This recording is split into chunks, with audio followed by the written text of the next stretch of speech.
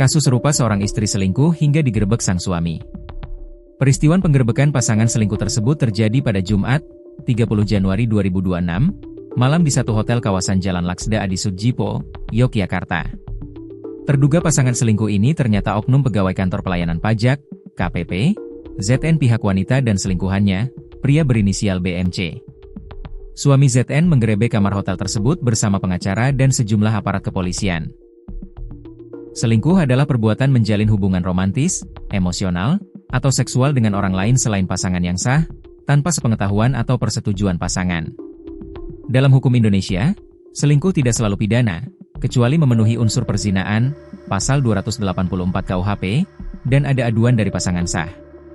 Penggerebekan yang dilakukan tersebut merupakan inisiatif suami ZN, yang sudah merasa curiga dengan istrinya sejak Oktober 2025.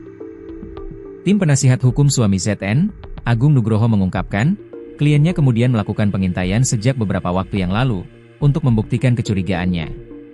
Setelah mendapati ZN dan BMC masuk ke sebuah kamar hotel, lanjut Agung, kliennya bersama tim pengacara dan pihak kepolisian kemudian langsung melakukan penggerebekan pada Jumat malam. Klien kami mengaku menaruh kecurigaan karena sang istri kerap pulang terlambat dengan alasan pekerjaan kantor yang menumpuk kemudian mengajukan cuti tanpa diketahui oleh suami, kata Agung Nugroho. Agung menyampaikan, kasus ini telah dilaporkan kepada pihak berwajib atas dugaan perzinahan.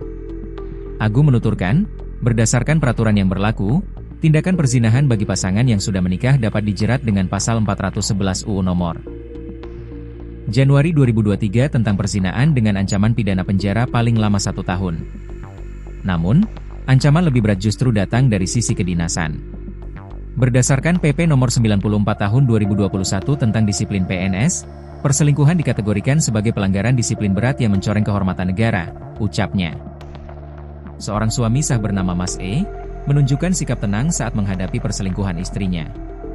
Melansir dari Serambi, alih-alih meluapkan amarah atau melakukan tindakan kekerasan, Mas E memilih menyelesaikan persoalan rumah tangganya melalui jalur kekeluargaan.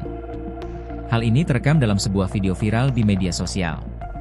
Dalam video tersebut, tampak penyelesaian yang dinilai tidak biasa dan syarat nilai kedewasaan atas kasus perselingkuhan. Mediasi tersebut dihadiri oleh keluarga kedua belah pihak serta tokoh masyarakat setempat. Dalam pertemuan itu, pria yang diduga menjadi selingkuhan sang istri, Mas Yasin, secara terbuka mengakui perbuatannya dan menyatakan kesediaan bertanggung jawab. Sikap Mas E menuai perhatian warganet. Ia dengan lapang dada memilih melepaskan istrinya, namun dengan syarat pria yang terlibat dalam perselingkuhan tersebut harus menikahinya secara sah. Keputusan itu diambil guna menghindari konflik berkepanjangan dan memastikan adanya tanggung jawab moral di kemudian hari.